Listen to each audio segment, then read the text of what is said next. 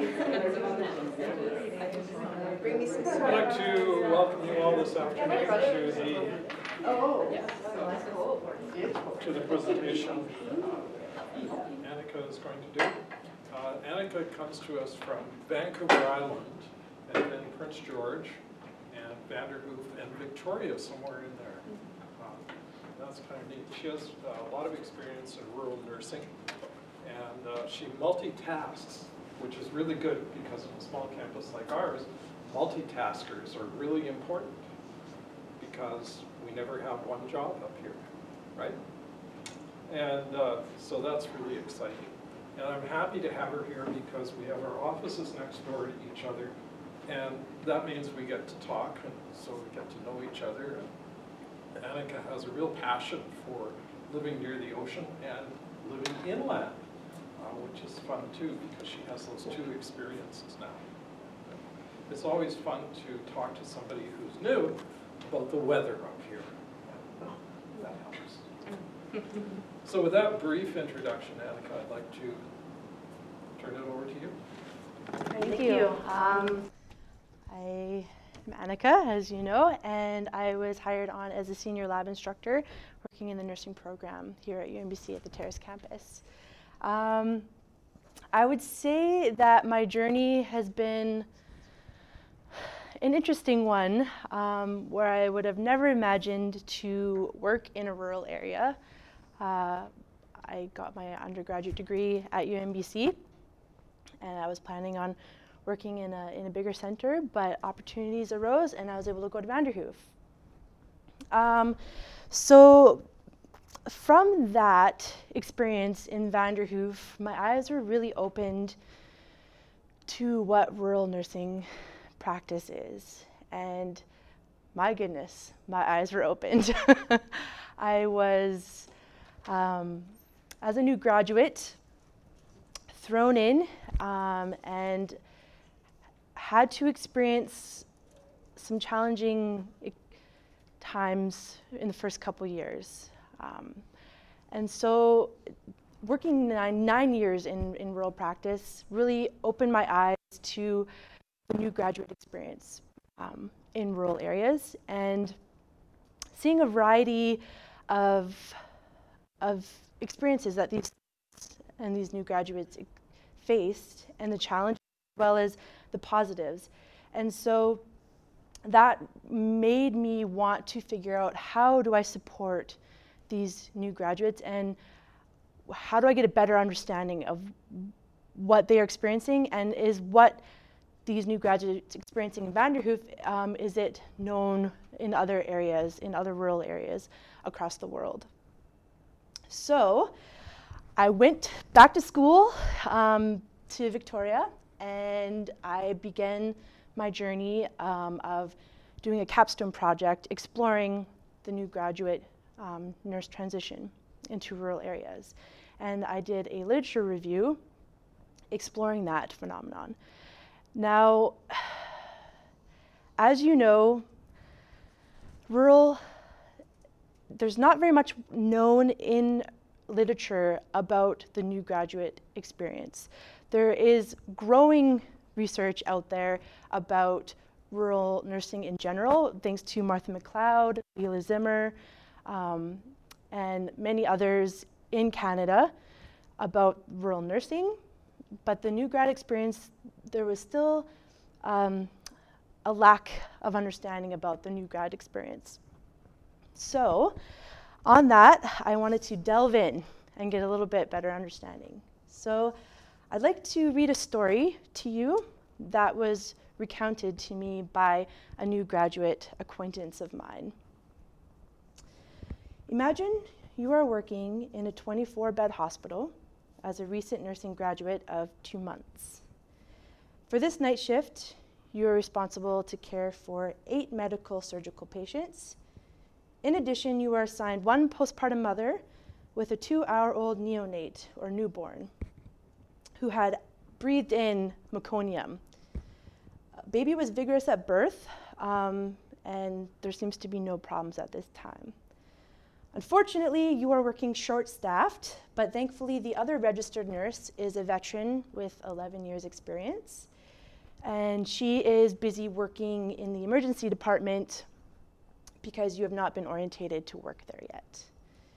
You proceed with your daily night routines, everyone's stable and settles well, and around 5 in the morning, the mother rings the call bell, asking you to look at the baby because she is breathing funny.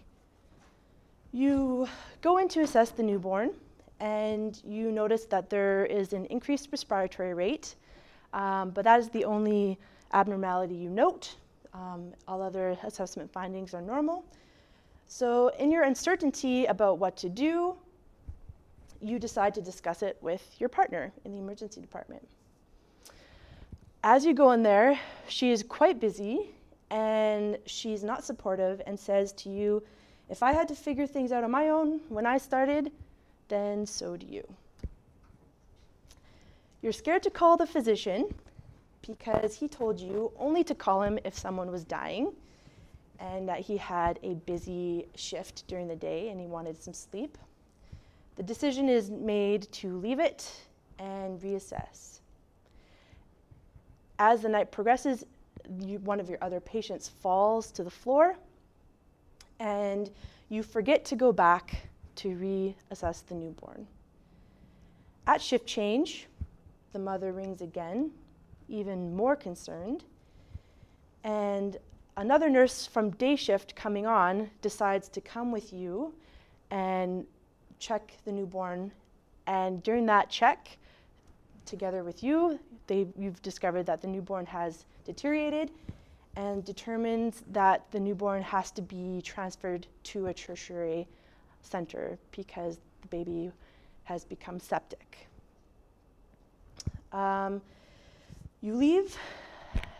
You had to leave at the end of your night shift, so the day nurse takes over, transfers the baby out, and you go home to try and sleep at the end of your night shift. And you feel wretched. You feel like you have failed as a nurse. You feel like you may have just killed a baby.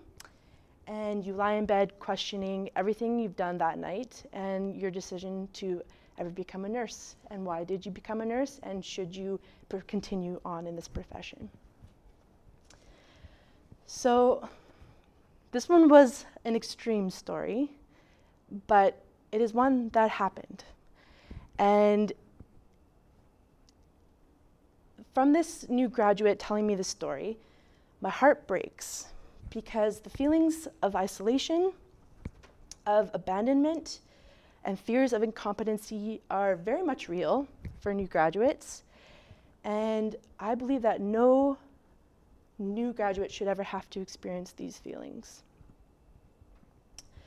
And similar stories have been told to me, and I wanted to figure out, okay, how do we highlight this and make everyone aware of what rural nursing graduates are going through, and how can we support them better? So in order to get a better understanding, we need to look at some statistics. And is there actually a problem, or is just this one story that doesn't matter? So with the statistics that I've gathered, Kovner did a 10-year nationwide longitudinal study of new graduates and discovered that the turnover rate was approximately 17.5% that they leave within the first year, while 33.5% leave within the first 2 years. And that's new graduates in general. And a very concerning study had come up in an Australian study that determined that turnover can be as high as 86% for rural new graduates in Australia. So as we know, there is an increasing shortage of RNs, that there is an expected deficit of approximately 60,000 nurses by year 2022. And due to either the aging workforce, the resignations from rural areas, and new grads at highest risk to leave in rural areas. So,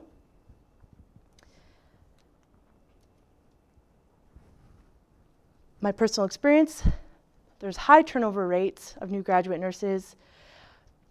One other thing is that there are a limited number of Canadian nursing programs focusing on preparing the nurses to work in the rural context, and we need to figure out how to get these new graduate rural nurses to come to these rural sites and stay there. Is the 60,000, is that in Canada? Yes, it's in Canada. So, one thing for talking about rural is what are concepts that define rural? Because it's not clear about what is rural.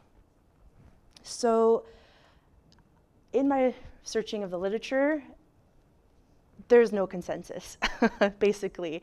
It could be based either geographically, it could be based off of population density, it could be based off of, another one was settlement patterns, and then your economy.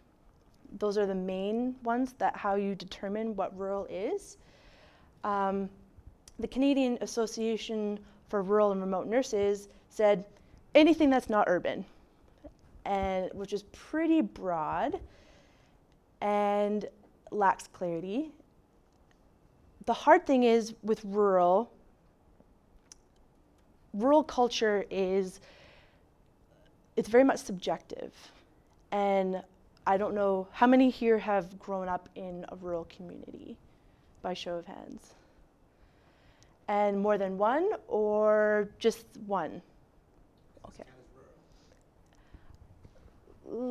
Debatable, also. So, it's subjective. Each person will have a different, I may say it's rural. Someone from the city may say Terrace is rural, but someone from Dease Lake will say, no, Terrace is not rural, and have that, it's very subjective. There's also a unique spirit in each community where you have to take in consideration of context. And you may not be able to capture the richness of each individual community if you set one definition of rural.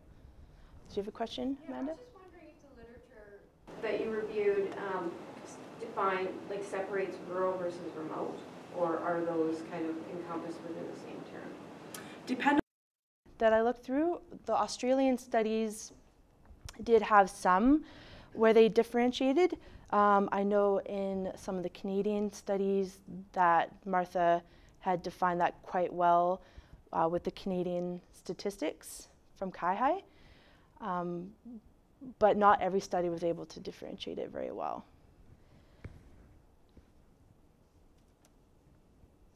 So, with this being said, there's lack of consensus about what is rural, and that each community is so unique. It did make me think about the comedian Johnny Harris from Still Standing. Has anyone seen the CBC's Still Standing? And what's your summary of Johnny Harris's Still Standing? What does he do? Are you looking at me? Mm-hmm. Okay. Well, I enjoy the show. It's on communities that are hurting and still standing. His attitude is certainly to bring a sense of humor, mm-hmm. and maybe some hope. Yeah, that's a great summary. And he goes to communities that are hurting. And in his humor, he highlights the quirkiness of each community, which I love. And as you can see in the shows, each community has its own, its own vibe, its own quirkiness, and its own special richness to it that Johnny Harris is able to bring out very well. And that makes me think more about, for new graduates, when they're going to these different rural sites and different communities, there is very distinct, unique things about each place that they go to, which also makes it very difficult in studies to capture and to be able to generalize the results. So for my understanding and main concepts that I wanted to bring out are 3 concepts. The first is a sense of isolation here that you can see. Geographically, obviously, and then could be professionally. If you're the only nurse at the healthcare unit in this community, where is your support? Where is professional support? It's quite a far ways away. And then even socially, it could be as well, with supports from your friends, family. So that's a major concept that I believe is a concept of rural.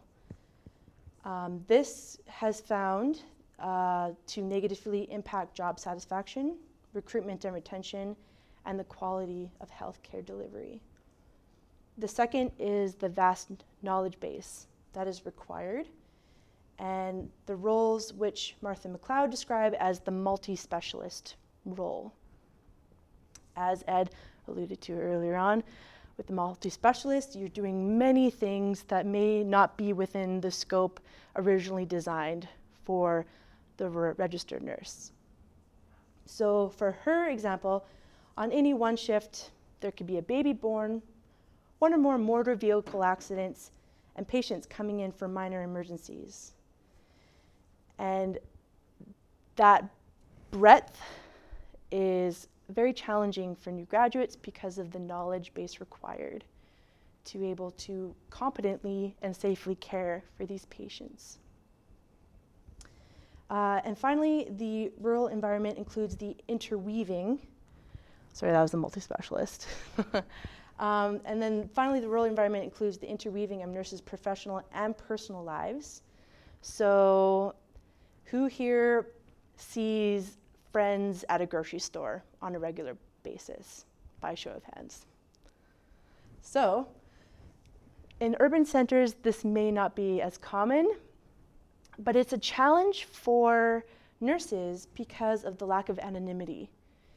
And it can be difficult, especially for new graduates transitioning into these rural areas, and some felt as if they were always on duty and never had a break. And that includes new grads as well as registered nurses in general. So having them peek in. No privacy. So the reality is that transition is difficult for new graduates. And the transition is described as moving from the end of graduation into the first year of practice. And it is where these new graduates are able to fine-tune their skills, figure out more about their role, and develop relationships with others. This transition period in general for new grads is very stressful. They feel vulnerable, and for many it's considered a reality shock, where things that they were taught in school, they're not seeing in the practice setting, and they're trying to find, how do I balance this? How do I meet my responsibilities and my professional, my competencies safely, and how do I be able to transition well without having that shock hinder them and impact patient safety. So the time it takes to transition to rural practice does depend on the study of what they wanted. So for Austini and Bonner, they concluded it took about 3 to 6 months for new graduates to become comfortable in rural settings, whereas an Australian study determined that a year was needed for the desired time to adjust and for our new grads to feel supported.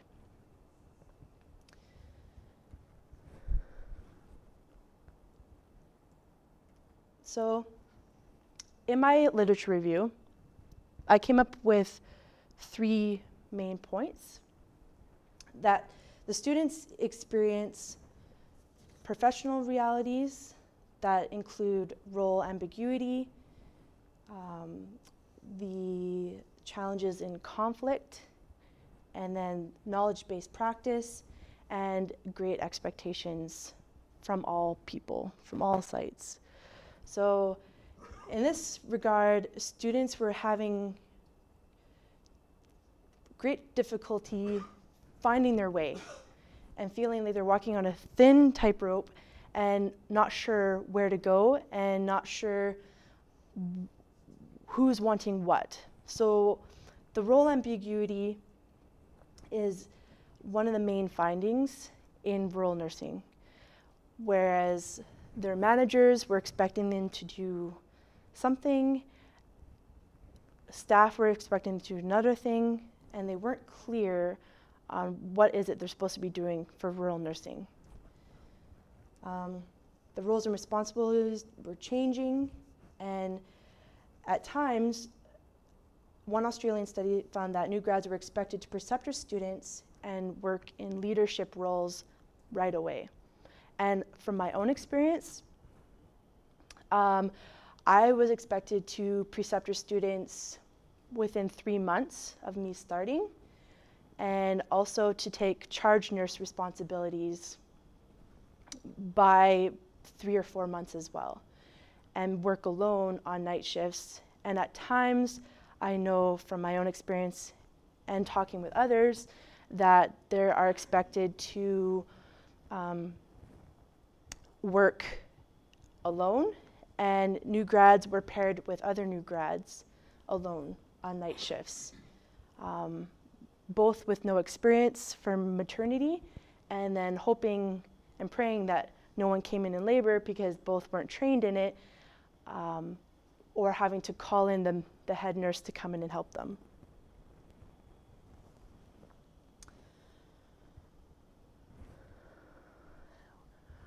So it's been a challenge. Another one is conflict.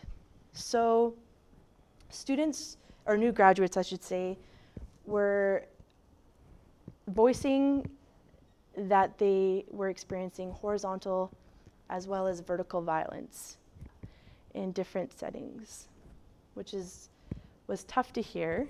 And a lot of the participants were saying that the experienced rural nurses were neglecting, were not answering questions, were ignoring them, were harassing them, and perpetuating feelings of vulnerability for these new grads. And there were also, at times, vertical conflicts with managers, also at times for those in leadership positions, even the new grads themselves having to be placed into leadership positions and having to delegate to LPNs, care aides. We're saying that those were creating conflicts in their relationships as well, because the experienced care aides or the experienced LPNs who may have had even more knowledge base at the time in certain areas were becoming resentful of the new graduate, telling them what to do, and creating a challenge for the new graduate to know, how do I stick handle around this, and how do I support the team atmosphere, but also not get stomped on by others in the team. Now, the multi-specialist role is requires a vast knowledge base, as what I said before, and it can be a significant hurdle for new graduates. Now, certain graduates in some studies viewed this vast knowledge base and multi-specialist role as a positive and excited to have the flexibility to work in many different areas, whereas some viewed it as a negative and overwhelming and too much to handle for the requirements. The most common for knowledge acquisition came from their colleagues and the senior nurses. And the new graduates vocalized saying that they valued that the most is the observation of the senior nurses and what they're doing in practice and asking questions of them. And they valued that at times over evidence-based practice. So in their decision making, they would rely on the senior nurse, whatever input they had, which sometimes did not jive with what evidence-based recommendations were, which was a concerning finding. Now, in this, with the inundation of all this information, balancing your role, figuring out what is your role in the first place, figuring out, okay, what are the senior nurses, are they even telling me what's correct? Like, how do I know if I am on the right track? It can get very confusing for new graduates because it's not a clear delineated steps.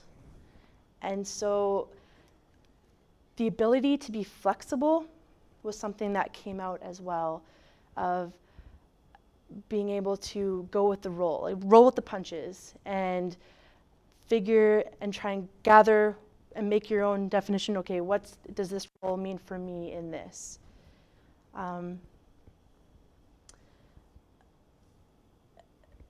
Now, staff expectations was another one that was a challenge.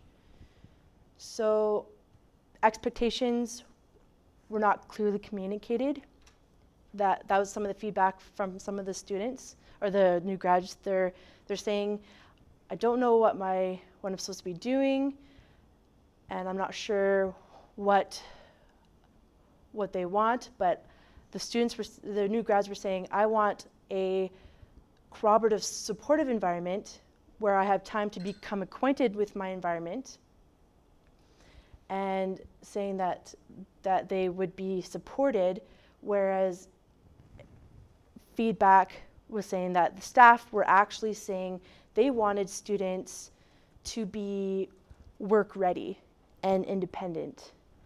And also staff were saying that they wanted these new graduates to be able to reflect on their practice and recognize their limitations. Whereas study findings show that these new graduates lacked the self-awareness to know what their limitations were.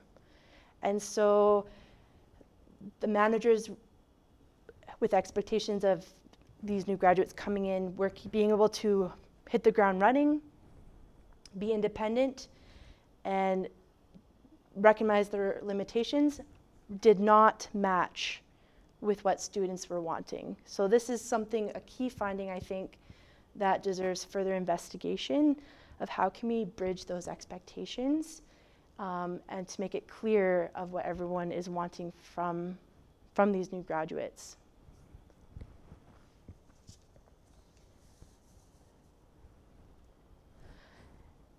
Now, time management seems to be a common one for the expectation as well. It was viewed as, if you can get all your patients done in a timely manner, we're going to give you a full patient load, and if you can get this full patient load and everything done, that means you're doing your job, and as a reward, we're going to next time we'll take patients off your your workload as a reward. So it was interesting in one study where it was the opposite, where they just give you a full patient load, see if you can handle it, see if you can adequately and competently care for this huge workload, and then as a reward, because you're able to complete it, then they withdrew and gave you a lighter load. So that was an interesting result from one of the studies of what students were, or what new grads were facing.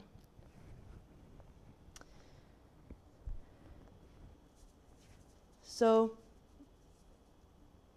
with that, for the expectations, the next major concept was the healthcare infrastructure, or the organizational. And under that included heavy workloads, as I was talking about, and then also limited resources and also limited workforce. So with the workload,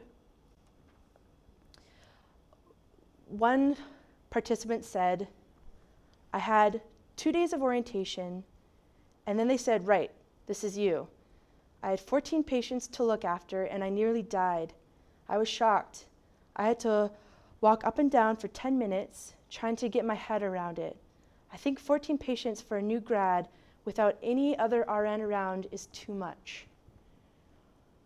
And sadly, this was a common finding in what students were saying, that workloads were high and they didn't have the support to be able to manage these workloads alone. But the managers, on many occasions, they said managers were putting them in positions where they had no choice, and they had to face these pressures to take on full workloads as soon as possible. And a side note, some of the participants in some of the studies were saying that not only were they experiencing these heavy workloads, that their colleagues and other staff they noticed were as well. So graduates, because of these heavy workloads on their colleagues, they reported hesitation in requesting assistance, because oftentimes the skilled nurses were struggling with their own heavy workloads and trying to complete their requirements on their own. So that was a very concerning finding as well. And one student described it as skeleton-type staffing levels, which hindered their supportive strategies for new graduates.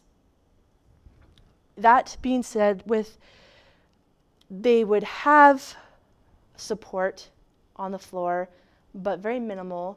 So it may just be them and an LPN and maybe one other RN. And within that, it may not always be 2 RNs. So it could just be them with an LPN or them with a care aide, and poor staff mixes for experience. So at times they would be putting 2 new graduates together. As I was talking with my story from my experience, they put these new graduates together alone because there is no other staff to be able to work that night. So from that, feelings of being unsupported were attributed to limited resources, and the new graduates expressed resentment and fear when they were expected to cope without support.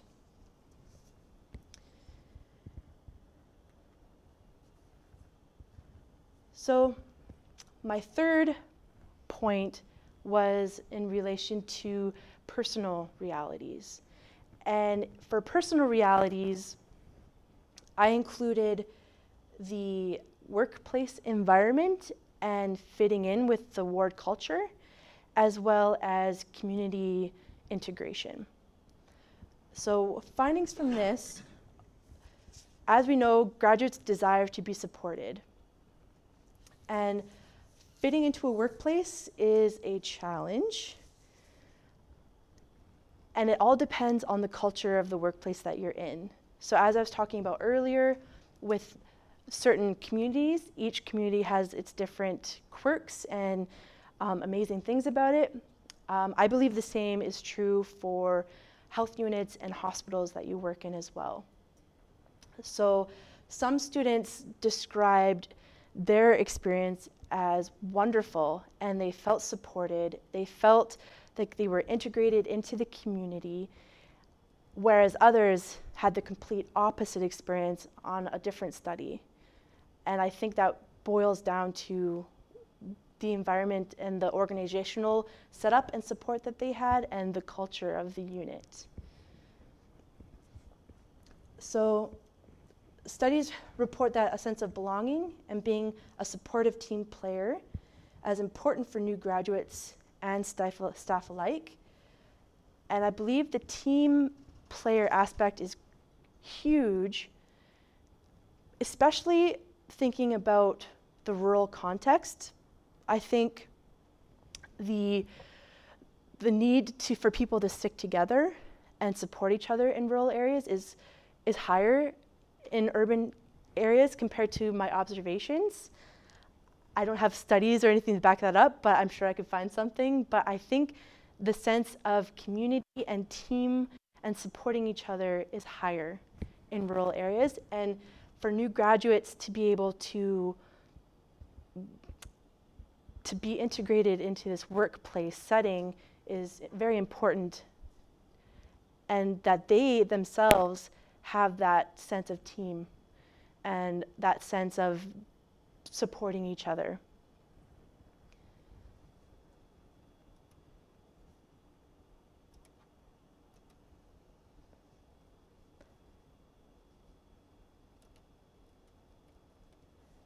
So as I talked about the ward culture, they want workplace supports, and it depended on where you were. And that workplace culture was recognized as having a significant impact on the retention of new graduates. And many chose urban settings over rural because of the perceived view that more supports were offered. Ironically, though, a longitudinal study found that new graduates in rural contexts felt more supported and satisfied with their job compared to their urban new graduate counterparts. And Austini, in another study, also challenged that perception by revealing that the rural novice participants vocalized appreciation for the friendly and supportive staff and patients. So, in light of all this information and how important it is to feel like you're part of a community, it can be very isolating and hard for new graduates coming into a rural setting where the community shuts them out or the community is not welcoming. So there are experiences where these new graduates come to this rural community. This rural community is set up, but they have their cliques. They have their special programs, and the new graduate was having troubles integrating into the community with their families. That was another finding that also hindered their ability to transition well, and was a high predictor of why they left these rural areas. So, with that all being said,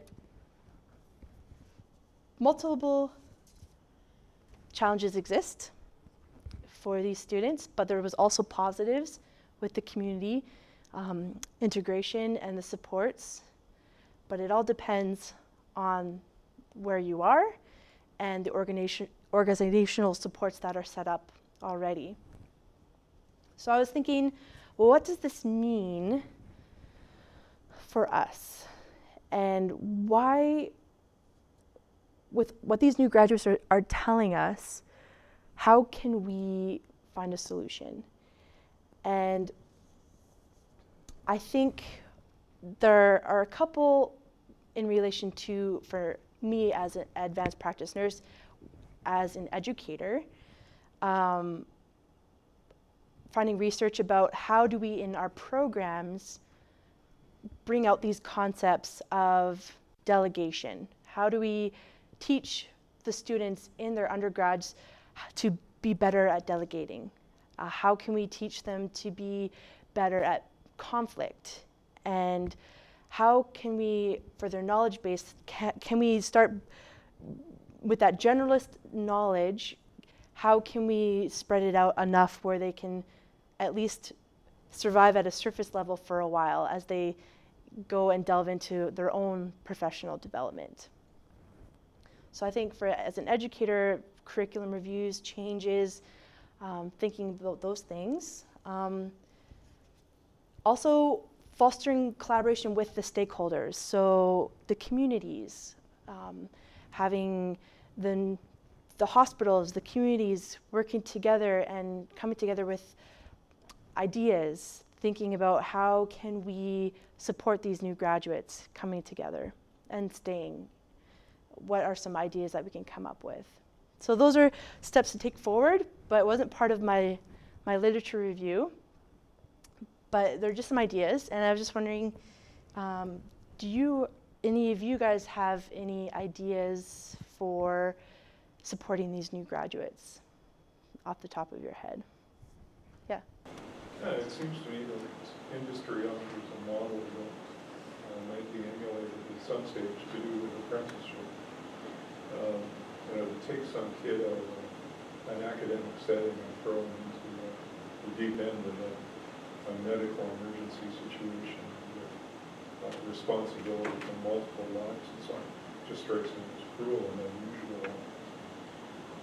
Whereas, if somebody graduates, they don't have to be at the top of the scale, pay scale right away. I mean, it'd be nice, but it doesn't happen with apprentices either.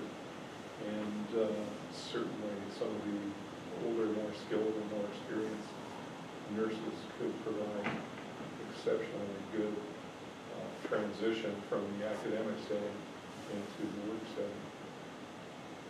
Yeah, that's a very fair comment. And I would say from that, I know that during orientations they have kind of an apprentice-like style in certain, depending on the hospital. But it was interesting from the statistics, more and more nurses are retiring. And the ones with the most experience, the ones who are kind of the expert in that field are leaving.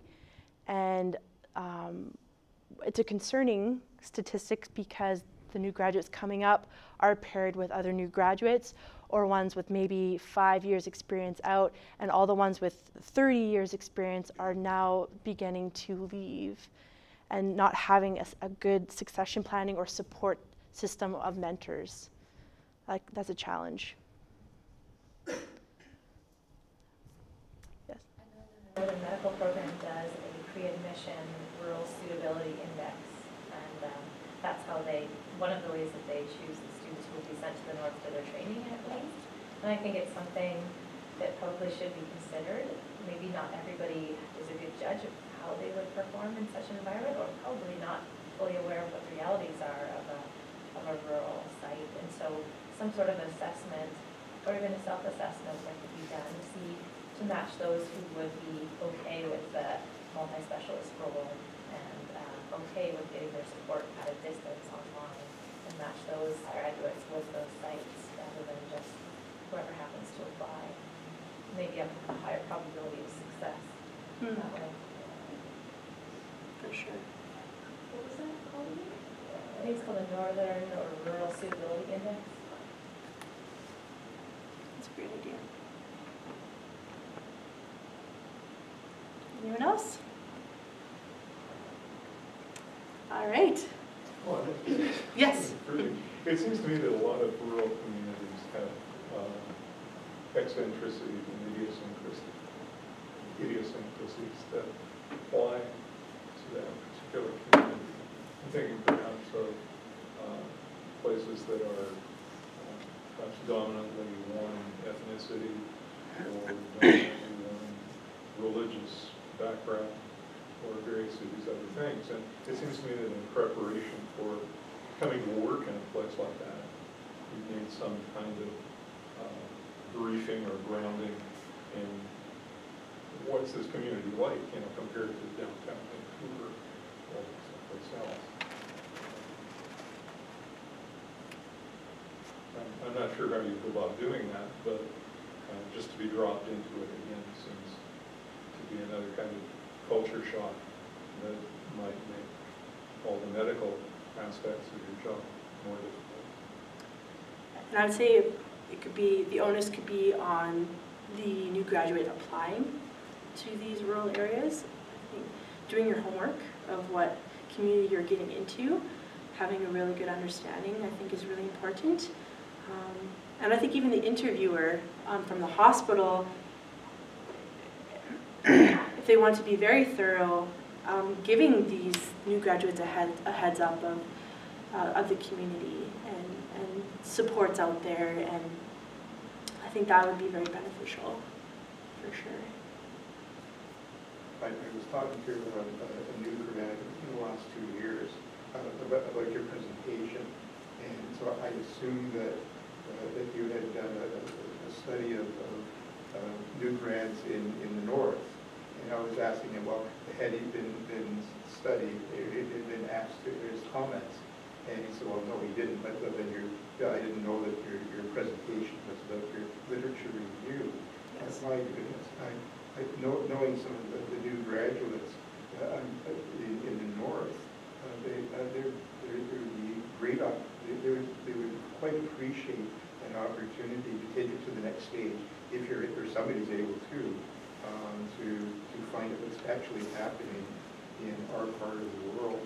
And I would hope that the NHA and the Nurses Association could collaborate with a greater awareness of what is happening and coming up with some community recommendations for the future, as you have been talking about.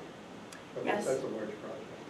And that is something that I'm very excited about in the future to begin to start exploring the new grad experience here in Northern Health.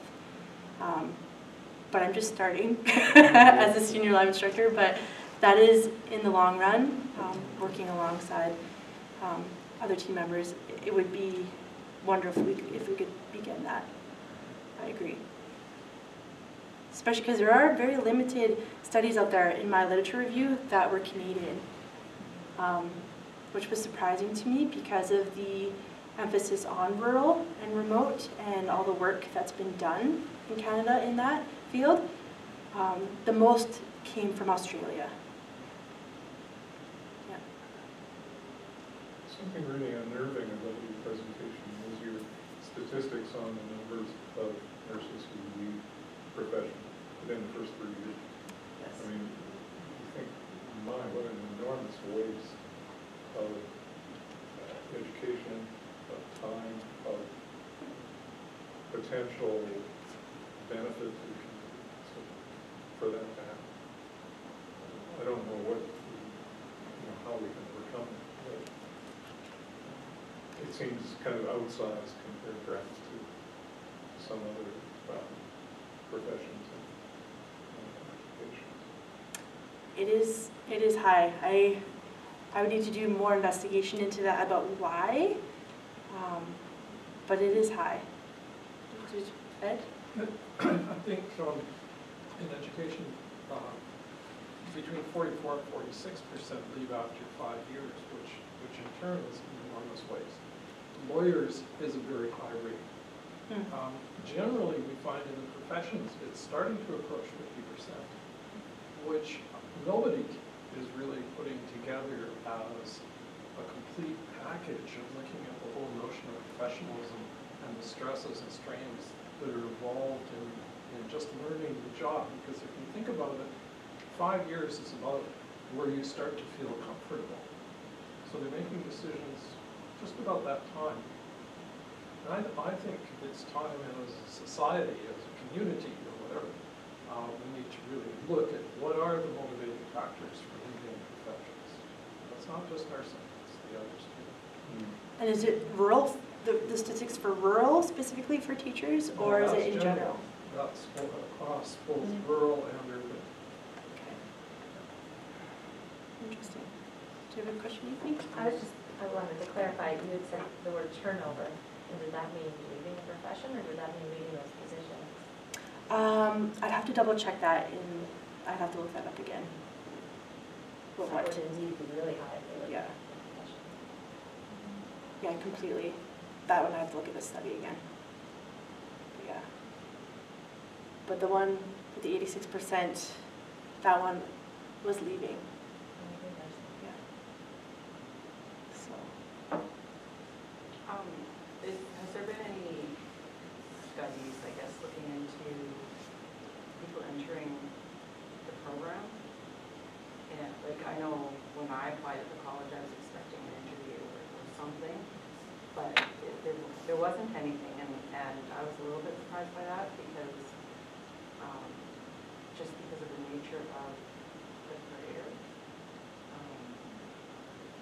I know a lot of young people leave high school, you know, okay, what am I going to do, what am I going to do? They pick something. And it's wonderful that we have in our town something like the nursing program that people can complete all year. And for those that live here, stay at home. So I'm just thinking, like, you take your courses and you finish your 4 years of schooling, and now you have to head into the workforce, and the instructors are great and the courses are great, but I wonder if there's like something missing in that transition, like prior to completing the degree and acknowledging what you're getting into.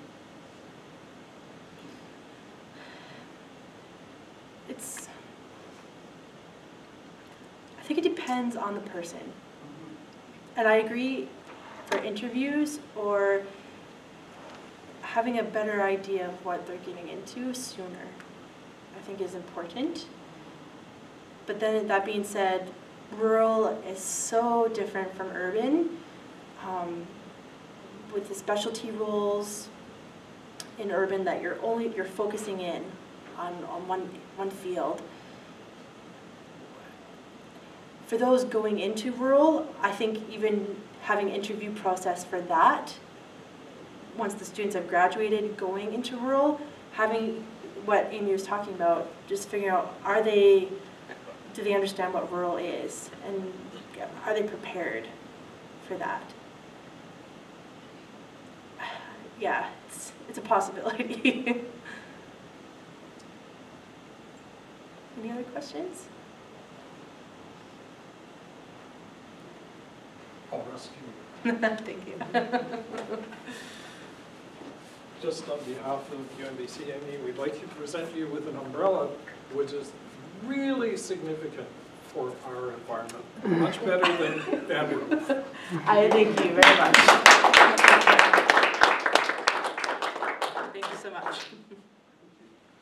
The next talk is on June the 26th, and Caitlin might know what it is, because I can't remember. It's Flo Shepherd. I don't. Nutrition. Yeah, nutrition, right? Yeah. Yeah, the study that they've done. Right. Yeah, the Eat It study. So thank you.